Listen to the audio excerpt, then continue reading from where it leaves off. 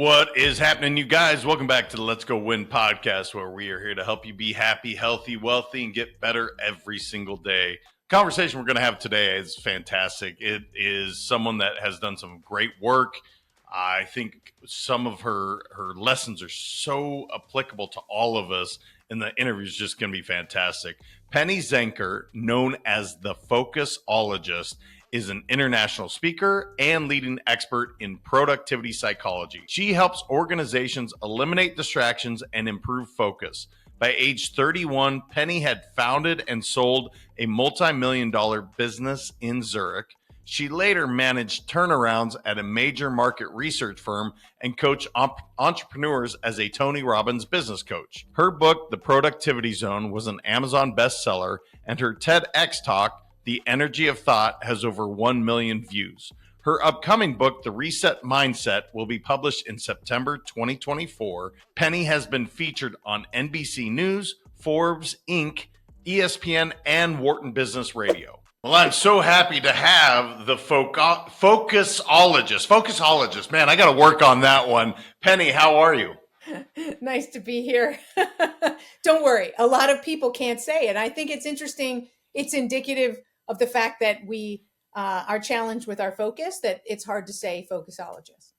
Yeah, no, it's a good point. And, you know, I do have a lot going on. As you know, when you're a podcast host, sometimes you got a few things going on. And Focusologist, I don't know that I've ever said it before prior to that intro. How do we get to you being the Focusologist? Give me Penny's background a little bit, how you said, you know what, this is my passion, this is my purpose, this is what I'm going to go attack. You know, it's interesting. It's one of those pieces of the puzzle. I think Steve Jobs did a Stanford talk at their graduation and talked about how you don't realize until you look in hindsight that all the pieces fit together. And I think it really started actually when I was 19 and my father died in an accident.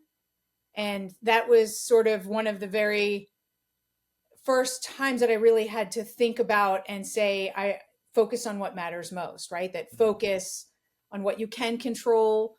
And, you know, we have to be aware that there are so many things outside of our control in our life. And I think that was the first real hard lesson in that. And because it came at such an early age, I believe that all the other types of work that I did and choices that I made came back to those lessons over and over again at a deeper level. Because I think we all have that sort of thread. I started my own IT business and I developed software to help people to automate their tasks and processes so they could focus their important time and attention on the more strategic elements of the business. In my business coaching, I always helped people to focus on what was most strategic so that they could get further faster. So, you know, that's how it just got more and more on top of that. And when I started to do public speaking and speaking around the world, you know, we want to differentiate ourselves in some way.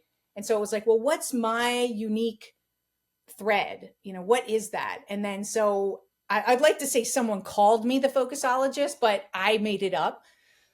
But, you know, why not? You know, I made it up and it's sticky and people, you know, they can relate to it. They want it, you know, and that's really why I developed it as a marker for people to be able to be clear about what I do, but to understand that it's not because I'm the most focused person in the world.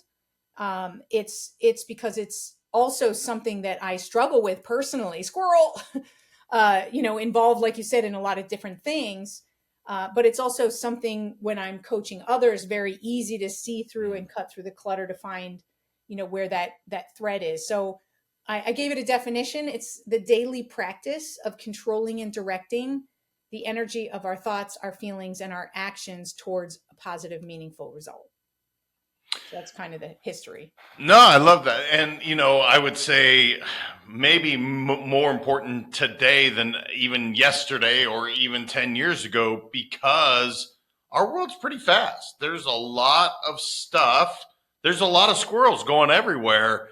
And, our attention span went from 12 seconds. I think it's less than 8 seconds now. Yeah. So when you say being really focused on what matters, with our attention span being that much less than it even was several years ago, man, this sounds even more important than it's ever been. Is that a stretch? Am I going down the right path? What do you think? Totally. I mean, and I only came up with this a couple of years ago exactly for that reason, because I believe we're in a focus crisis, among many other crises, right? But they all kind of have to do with that. They talk about the level of distraction that we experience, whether it's coming from our phone or the politics or the uncertainty of the economy. Those are all things that take up energy, and they distract us from doing the things that we want to do, from driving ourselves intentionally towards the results that we want.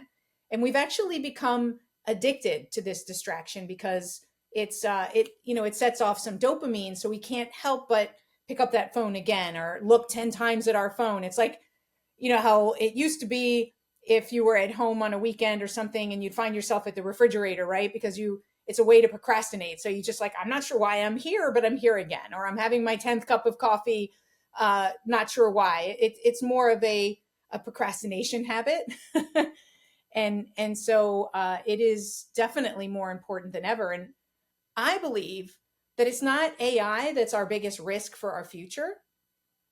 It's that level of distraction that turns us into autopilot or complacency, and those things that take us away from being intentional and driving important objectives forward, whether it's business or personal, whether it's our relationships, whether it's community matters, social matters, right? I think that is the biggest risk that we have for our future.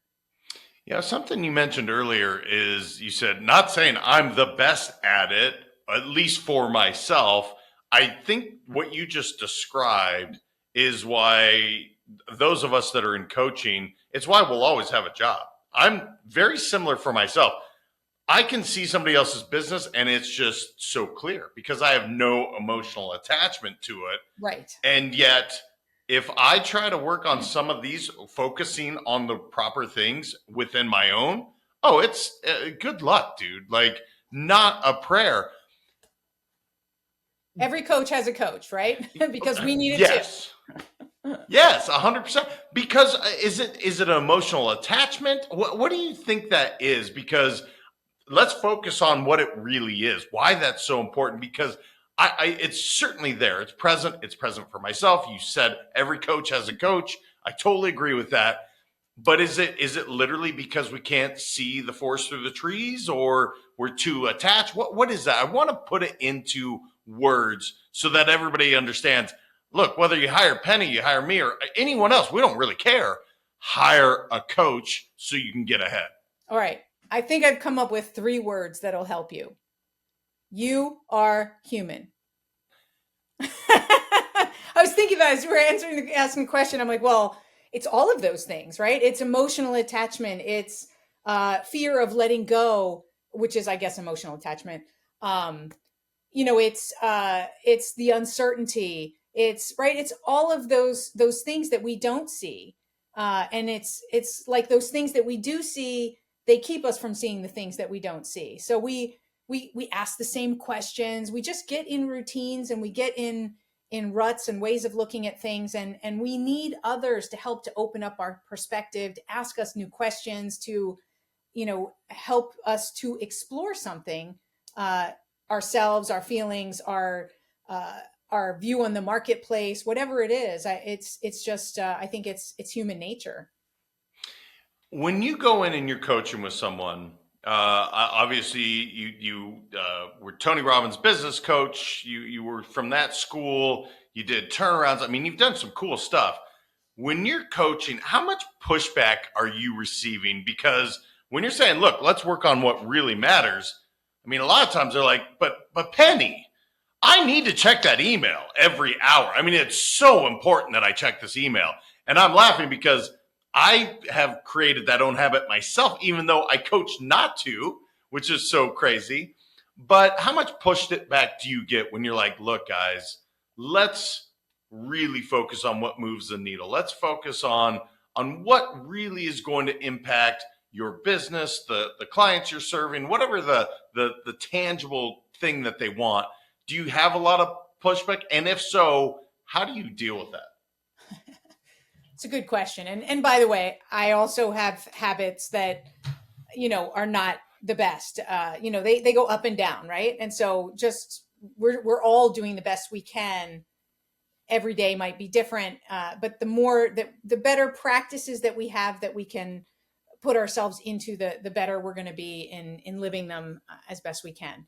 So, when you told that story, it reminded me, I actually had a client where one of the first things that I have them do is I have them do a time audit so that they can see where they're actually spending their time. Because I find that when they actually experience and say, I'm 70% in my email. And as CEO, then I can just say, does that serve you as CEO? Is that the highest and best use of your time? Usually they're just like, no.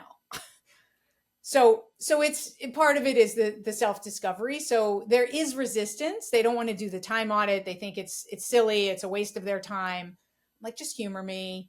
This is, we'll do it at a high level. You don't have to, do every 5 minutes. That's not what we're looking for. We're looking for patterns.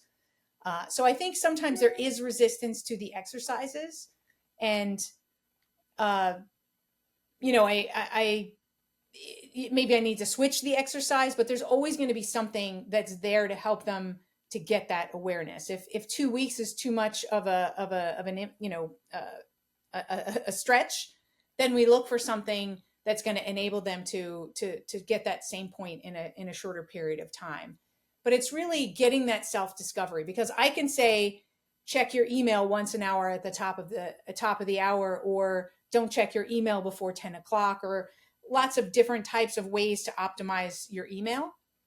But me telling someone isn't going to make a difference, because they're ingrained in the way that they do things, right? You've experienced this as well. And, they'll say, okay, I'll do it. And then they don't do it. So it's how do you bring someone to that self-discovery that it's that very behavior that's keeping them from the very thing that they want. And when that bell goes off, I find that there's more openness to go, oh, okay, so I really need to change if I want to take my business to the next level. And then the question is, how much do you really want to do that, right? You have to have a greater connection to that higher purpose of what you're looking to achieve. If that's not higher than the change, then you need to get reconnected and get more energy into why it matters. Because having the right leverage is also huge in getting people to take action. Yeah, by and large, people resist change, right? I mean, it's literally why I wrote my third book called Upgrade. It's people hate change. They love to upgrade. Everyone loves to upgrade. But man, when you talk about change, we're gonna be in a tussle. When I was looking at your bio, I thought what was really interesting, you sold a multi-million-dollar business in Zurich. And I was just like, I don't know. Was Penny from Zurich? Where did Switzerland come in? And maybe are we even talking about Switzerland? Maybe it's not, but where Zurich? Tell me more about that. It is. But first I want to say, you talked about upgrade. Nobody wants to change. They all want to upgrade. So I use the word reset, and people are open to reset, but not to change. Right. So I come at it from the same approach as you, is what's a little bit more accessible that people want. So to the Zurich story. So, I was working at JP Morgan in New York City, and I was going into like all these different divisions. Every 3 months, they send me to a different department, and I'd learn about that department. It was an amazing program. And it came to the end of that program, and they had a number of projects overseas, and they decided that they were going to save money and not send the people who were married and had kids, because it would cost them more to put their kids in international school and everything. They're like, let's take these young people from these programs. They're already going into different departments. Let's send them overseas. So they actually sent my group to different places, to Paris, to Barcelona, to, I went to Zurich. Somebody went to Tokyo. But the funny thing is, none of the women came back. We're Wow. sucker for those accents, right? I'm just saying, like, so anyone who's listening, who's sending people overseas, do not send young women overseas. They won't come back. Um, but so yeah, that's they sent me to Zurich on a 1 year assignment, and I fell for the accent and the beautiful country, and I was like, why should I leave? They wanted to send me back to the U.S., and I'm like, nah, I think I'll stay.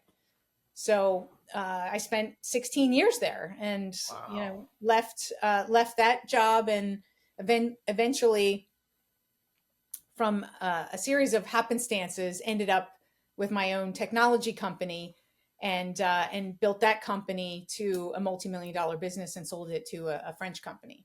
Let me ask you, I'm really curious because we're talking about productivity, which Productivity Zone, that was your first book, I believe, or certainly one of your bestsellers.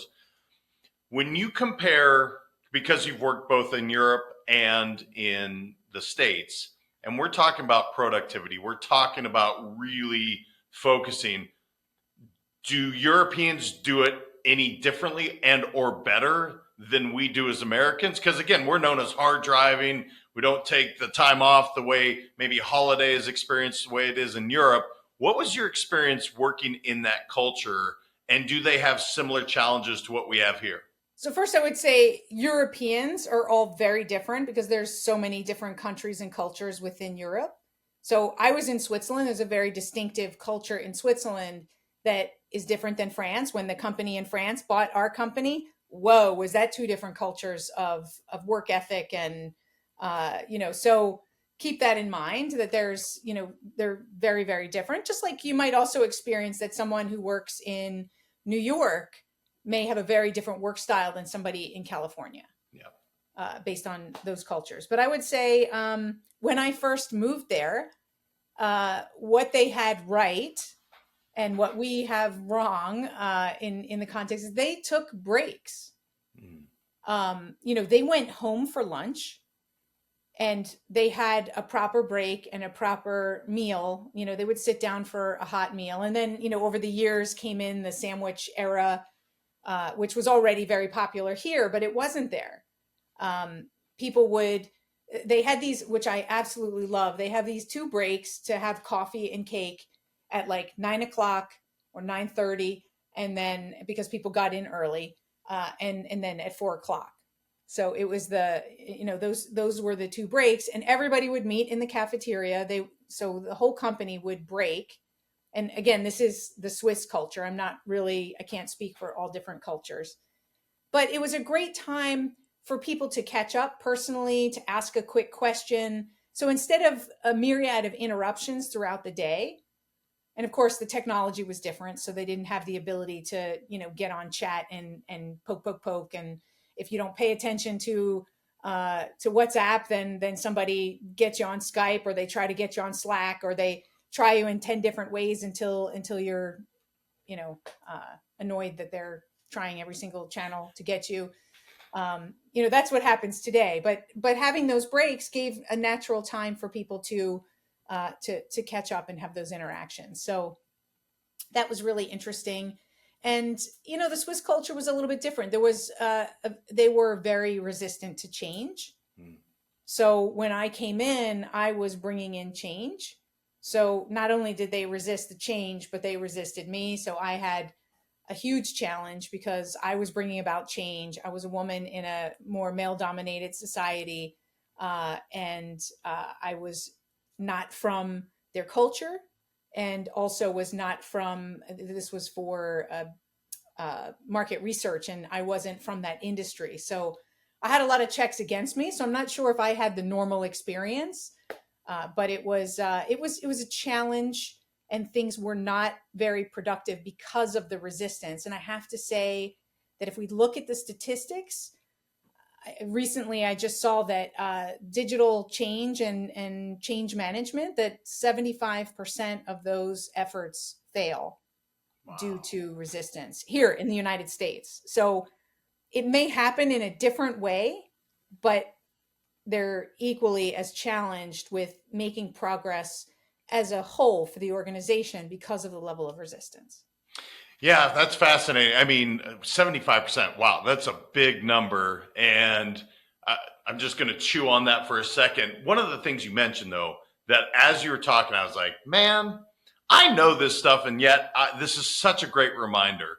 So, the breaks, the going home, that's something about certainly, I'll say, most Latin cultures, where they do tend to take, whether it's siesta or go home and have that extended break. One thing that I noticed that I fall into the trap of is I'm just going to I'm grinding, man. And once I get it, because I worked out in the morning and I'm sharp and I'm going, and then guess what? I forget about lunch and I'm still grinding, but my productivity level is going down. I know the research. I've read the books. I've literally watched it.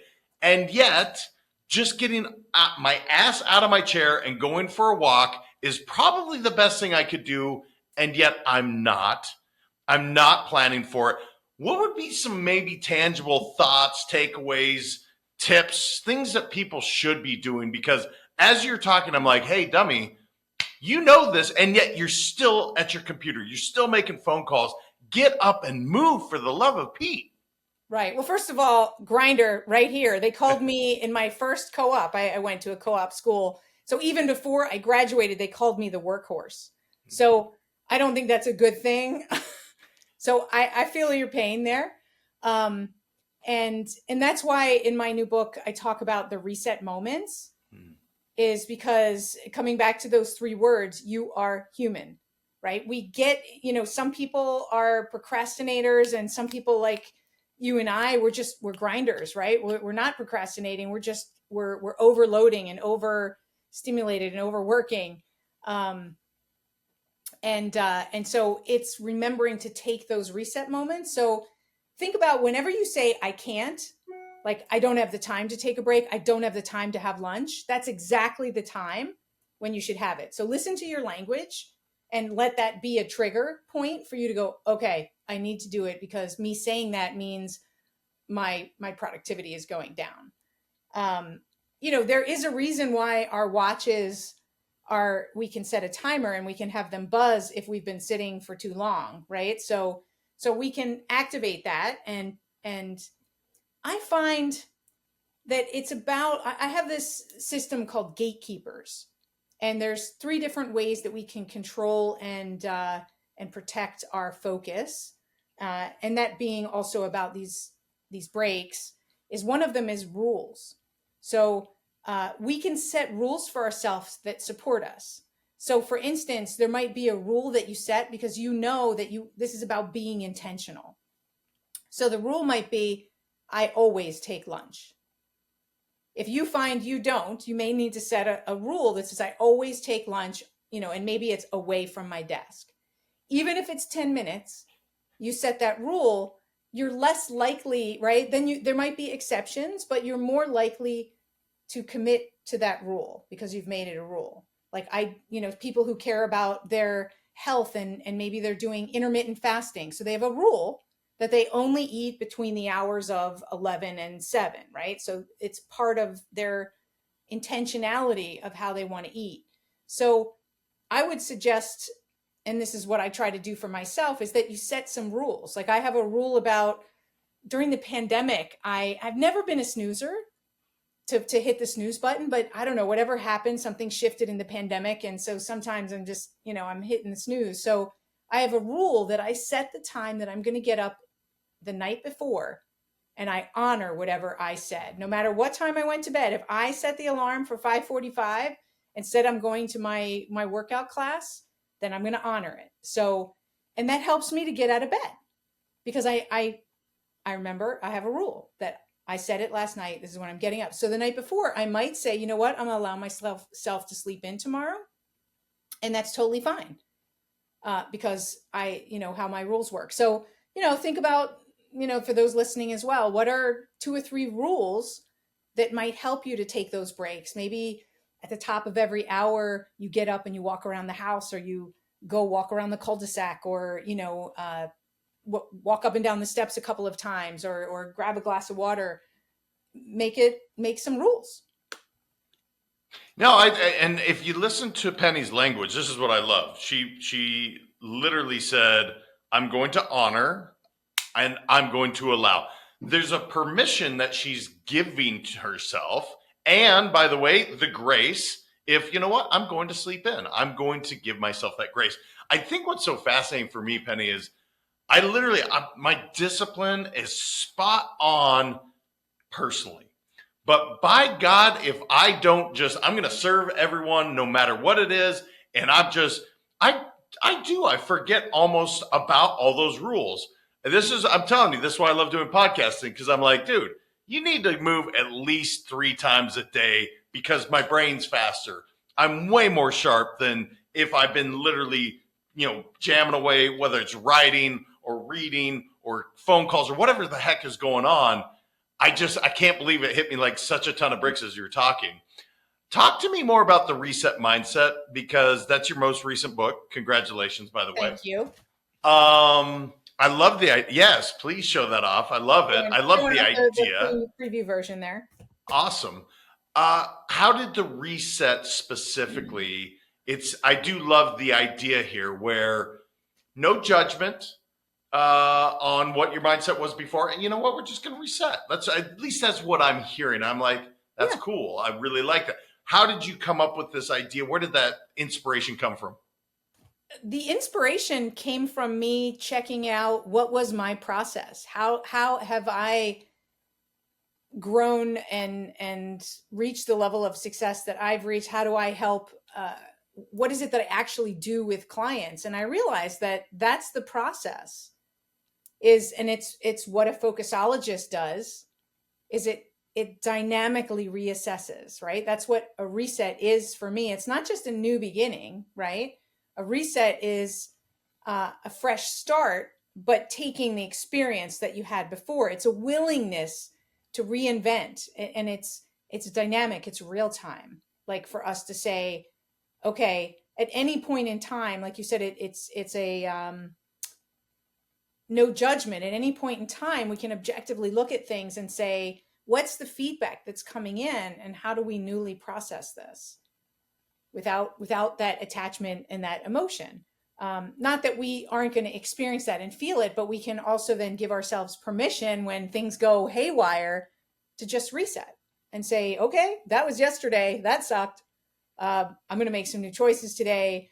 And this is how I'm going to proceed with the information that I have and the situation that I have.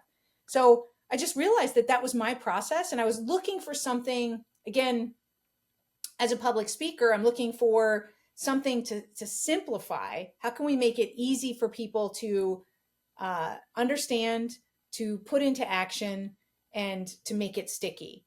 And this is what I came up with and realized, I did a comparison in my book with the great work that Carol Dweck has done around growth mindset. Yes. And we've seen through the studies that were done and the work that she done that, mindset, her book was Mindset, the Psychology of Success. And all the studies show that we have greater, when somebody is living in a growth mindset, meaning that they're focusing on effort and persistence and learning and growing, that they are experiencing greater levels of productivity, organizations are thriving, etc. And, and I built on top of that for us to see, yes, and we can't wait until, it's not only about effort and persistence, it's about taking in that feedback and being more agile and adapting as necessary. So we could actually have less effort and less stress and achieve more if we pay more attention or are more intentional about integrating that feedback real time. And so it's the next generation, because things are moving so fast that if we're not careful, we can't stick to a plan and wait until the end. Even a project today, right? Some of these IT projects can be massive, but we can't wait until then to see whether we're heading in the right direction. So the reset mindset is the new age, the new generation of the growth mindset. No, I love it. I want to get some specific examples if you wouldn't mind. But before I get there, what I was thinking as you're talking, I was like, man, this reset mindset, what I love the concept wise for me is often when I'm speaking to clients, self-limiting beliefs from childhood, and I'm just going to hang on to it. Let's just say, I'm fat because my family is fat. I don't like that terminology. I don't like it at all. But allowing somebody, hey, why don't we just reset that mindset for a second? That is maybe what you were taught, but perhaps we reset and just start anew, change the story, change your life is what's coming to mind. Am I on the right path here? Because in my mind, when you're talking about it, I'm like, oh, this is beautiful. Hey, give yourself that permission. Reset that. Yes. You don't have to be anything. Just because mom and dad were, that doesn't mean you are. Am I going down the right path with that? So what's beautiful about a reset is a time management strategy to focus on what matters most. It's a communication strategy to have more empathy and understanding and open to new perspectives. It's an innovation strategy to think about new things. And like you're talking about, it's also a resiliency strategy, or more of that, in that mindset of changing your language, change your life. Like you're saying, is that it's any of those things, right? Because like you said, you're giving yourself permission to be more intentional and more present to your options. And yeah, you can just see that, you know what, this language, for instance, language is a huge thing. When you recognize your language, you can reset it, you can reframe it, and you can say, that's not my story. And what is my story, right? So I believe that that's one way that you can approach that just because that was in your past doesn't mean that defines your future. You can reset today and say, this is who I want to be in my future, and these are the intentions and the actions that are going to lead to me living fully into that. Whether it's coming up with these rules that support you, or surrounding yourself with the right people that aren't supporting that language and that way of being that you were in the past, right? There's a lot of different things that you could do to support you in your process. I'm curious if you've applied it for yourself, because obviously you spent the time, you did the research, you poured your everything into this book. Do you catch yourself utilizing the reset mindset often? And an example where you're like, oh, thank God I wrote this book. Like, this is so helpful. Is that something that you've just on a daily basis? Can you think of a time that you just recently did it? Because I love to tie it back to people. So obviously I want them to go get the book, check it out. And there's so much in the 200, 300, 400 pages. It looks pretty thick. So it's a good read. Yeah, it's not actually. It's actually a fast read. It's 170 pages, but it's a fast read. It's a smaller format.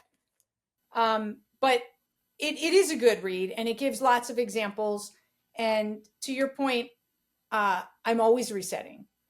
That's exactly why I wrote it, is that the more we reset, that's how we build a reset mindset, is that it puts us in a ready state to be present and adaptable as things change and as something comes up. So, as early as a few minutes ago, before this, my son is leaving for college soon. We haven't had much time together. And, we had a little reset together because he wanted something, I wanted something else. And really the key underneath it was I just wanted to spend time with him. Mm. And so I had to, also reset, and, so it's part of it, right? Reset our communication. We were talking like this, and I'm like, well, really a reset can be, like I said, a lot of different things. So my recent one was to tell him, really what I'm feeling is that you aren't choosing to spend time with me. Right. And so from my heart, I'm feeling like I'm not important. And so being vulnerable and really opening up and sharing that is also that reset, because actually it freed me to feel the release and to know that, okay, he knows how I feel. I was dancing around it, as we do sometimes, right? And then I had to say, no, and he called me on it, like, just what's going on. So it's can be triggered by ourselves or by someone else, right? That's yes. Also... I love the example, and here's why. I can't believe it. Literally last night. So our son is also leaving to college. We're taking him on Saturday. ton of emotions around this, right? This is our first one going off to college. Neither of us are ready for this, but it's coming. But literally, my wife and they had a nice evening together. They're watching their show. And then all of a sudden, I hear this bickering, boom, boom, boom, boom, boom. And I literally said, hey, guys, can we go ahead and reset? Did you And say it that? was, Right. yes, And that's so good. it's such a great word because it's non-threatening. Like when you say that, they're not like, it's not like, what's a word like, what's the word I'm thinking of? When somebody says calm down, that's like, what do you mean calm down? Right? So don't tell me to calm down. But a reset is more inviting. It's like, okay, I don't know, for whatever reason, it's just more inviting. It's like you said, it's giving you permission to start over if it's a conversation or like I said, across the board, it could be a business situation. It's a powerful, I'm a word geek, and it's a super powerful word. Yeah, no, it's just so fascinating. As you're talking, I was like, you know what? I used it last night without realizing I had used it. And it is such a disarming thing to say. And I do it with my wife as well, where it's like, look, we either say blueberry, which means everybody just be quiet. We don't say anything. Oh, you have a word. That's awesome. I love Oh, it. yeah, we got to have a word, man, because when egos are going, it's just nasty stuff is going to come out. So blueberry means everybody be quiet. But to follow that up to say before we come back, can we just reset? Because ultimately, I we just love each other, and that's the. I don't care who wins this argument. I don't care. None of that matters. I just want to reset and not fight. It's so good. But so wait, I want to come upon this blueberry thing because I love it. So in the book, I talk about reset moments. So the reset moment is the moment that there's that clash, but the reset practice, the actual engagement of resetting, is your blueberry. You created a common language, a word that everybody understands what it means. So whether it's called reset moment, let's take a reset, or hey, blueberry, like everybody knows what it means, and it means this isn't going anywhere. We need to just take a break. I think that's awesome. And I want people who are listening to recognize that it's that simple, is to create that common language that allows you to permission for everybody to stop it from spiraling into a way that is going to be unproductive for everybody. And that can happen at work too. You can call blueberry at work as well. Oftentimes, it's the best thing you can do, right? I mean, because when we get emotional, we make poor decisions. Now we're going to say things we don't mean. Yeah, I had never tied the two together. And then the moment you're talking about your son, I was like, holy shit, man, I literally did this last night. We were talking about words, but your TEDx talk was actually the energy of thought. Really interesting because, again, the energy of there's a lot. That's a profound title. So I'm really curious because I haven't had a chance to watch it. I will now, certainly. But tell me more about that. What was that all about? And you had over 1 million views, so obviously a lot of people said, "Yep, I'm digging that as well." Right. Well, I want, the idea is, and reset is an example of this, right? Is we have the ability, our thoughts, our feelings, and our actions are connected. And we actually, some people, there's a debate on, what happens first. Is it a feeling or is it a thought, right? And many people say, oh, your feelings, you can't help it. You just feel that way. And that's not true. And studies have been done that show that actually, unless your hand gets caught in a door, you're going to feel that first. There's no doubt. That's pain. That's a different stimulus. But when we're saying in our head, what's the meaning of what just happened here? You could give it two different meanings, and your feelings and your reactions are going to be completely different. So if we're aware and make ourselves, I talk about making the unconscious conscious. We might not be aware of the story that's running in our head that, let's just use that scenario of my son, right? That the scenario in my head is I'm not important in his life anymore, right? And maybe that's just from an insecurity. He's gone away, and yada yada. So I have to reset that story but I have to be conscious that I'm actually thinking of that and what's the energy of that thought and how that impacts everything else in all of my interactions with him. So once we make that conscious, then and only then do we have the ability to make a choice as to how we're going to show up and how we want that to be. So placebo effect is a great example. Is we believe in our thoughts and in our mind that this is going to work, and it's a sugar pill and it works. And the funny thing is even people who know that it's a placebo, it still works. And so the power of our mind is an underutilized asset to us. And so when we can tap into that and understand what are the drivers of that, and language is one of them. If we recognize our language, so if I hear, I'm trying to think of, if I hear myself thinking or saying negative words, like if I can actually hear that bubble that's in my head. Some people, when you become a professional noticer, which is the goal, right, with a reset mindset, is that you're more conscious to, okay, here's what I'm thinking. I need to reset that before it happens. But sometimes it's after the language came out of your mouth and you go, what was that about? Why did I say that? And that language tells you what you're thinking. Yeah, I'll give you an example. I literally just went through, and I'm curious to get your thoughts on it. So I have a pretty big meeting tomorrow, and I have some frustrations. And in my head, man, it was becoming really this monumental, like this is going to change and alter this relationship completely. That's going on in my head. And by the way, guys, I'm speaking about, I know this stuff very, very well, and yet this is what was happening. I verbalized to my wife what's happening, and she said, well, did you write about it at all? Have you actually just sat down and write? No, I haven't. So I did.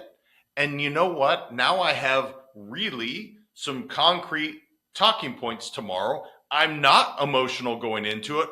Although, had you talked to me several hours ago, I was ready to fight. Like it was going to be a thing. And so, as you're talking about that, the energy I had put so much energy into something that may or may not even be taking place, may or may not take place in the future or had in the past. And it's just fascinating. I see people do it all the time, and I did it today. So the energy of thought, yeah, it's certainly there. And that writing allowed and really freed me up to say, okay, what's really going on so I can have a productive conversation tomorrow. Yeah, totally. And sometimes people who journal, right, just to get their thoughts out, what a great thing to do is to go back and read over it and circle words that are used in there. So like I was coaching with somebody a number of years ago and they were going through something, a surgery that was coming up, and she called it barbaric. And so the words that she used, when I brought it to her attention, that in itself gave her some awareness and some ways to take the intensity from here, from being super high intensity of againstness to bringing it down to something that's more palatable, less intense, right? So you can go and circle those words and then say, okay, how else could I reframe this or look at this, that maybe it's not barbaric, maybe it's just invasive, or what's the next level down, right? And keep coming down in intensity, and then notice how your whole emotional energy towards it changes. Yeah, and shocker, your first iteration isn't necessarily your best, right? So doing what you just said, circling and going, well, barbaric, that's a stretch. I mean, maybe it was a little off-putting, but it certainly wasn't barbaric. I mean, so I love that. I can't believe how fast this has flown by. I want to give you open forum. Anything I didn't know enough to ask you that you want to make sure to share with everyone, because again, you've done some really cool stuff. We talked about the productivity zone. We talked about the reset mindset. We talked about the energy of thought, all these really cool, big things you've done. Is there anything else on your heart or mind that you just want to make sure to share before we start to wrap up? I guess just at this moment, I'm super excited about the launch coming up on September 3rd. It's available for pre-sale now. And so I guess, in the context of just getting I kind of call this the reset revolution, putting ourselves in a place where we make more reset moments. So, in order to do that, grab a copy of this book, grab one for your friend and your team, and let's make this something that is a revolution, that we take back our focus, we take back our intentionality. Yeah, it's coming out in a timely manner because there is something pretty big coming in November. So I know there's a lot of emotions, thoughts, feelings around that, and the ability to whoever gets in office, right, to reset, I think is going to be paramount for our country to succeed. Not to go that big, but honestly, that's where my mind goes to. I mean, there's a major reset as a country where half the country needs to reset and say, okay, decision was made, moving forward. You're fascinating, Penny. I really enjoyed the conversation. If people want to grab the book, they want to connect with you, they want to coach, where's the best place to find you online? Well, the book site that I have is called theresetmindset.net. And so they can go there. And my personal website is pennyzenker360.com, but they'll get there from theresetmindset.net as well. Perfect. Well, good luck with your boy going off to college. I will be feeling your pain as I hope you're feeling mine. And I know it's going to be okay and it'll be a great thing. But yeah, no, I so appreciate how you showed up today and just the work you're putting out to the world. It's amazing. Oh, thank you so much. Well, I guess it takes one to know one, right? Thank you. I feel very blessed. You guys, I mean, look, go pick up the book. I love the idea. I didn't realize how often I use the word reset, and she wrote a book about it. I mean, these are smart people. They see it and they act upon it and they help change the world. Let's go change it as well. Let's go get this word out. Make sure to go buy it and share this with somebody. I mean, there's so many tangible, great takeaways that we talked about today. Being productive, really knowing how to reset, the energy of thought, all of that was so compelling that I think all of us, we definitely are affected in one way, shape, or form. So share this out with someone you care about. And until next time, remember, your mindset matters. I appreciate y'all. We'll talk soon.